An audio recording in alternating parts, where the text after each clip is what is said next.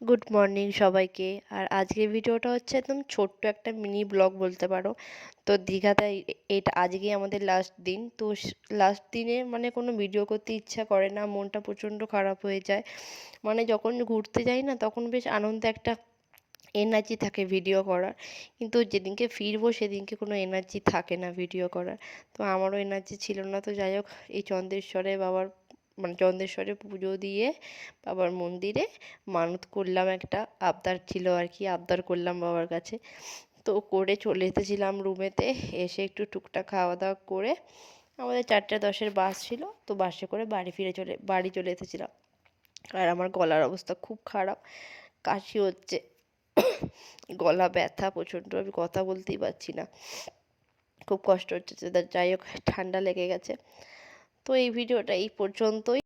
আবার নতুন ভিডিও নিয়ে আসবো খুব তাড়াতাড়ি, ডেলি ব্লগ, একদম সাধারণ লাইফ আর কি। তো চলো, দেখতে থাকো, সঙ্গে থাকো।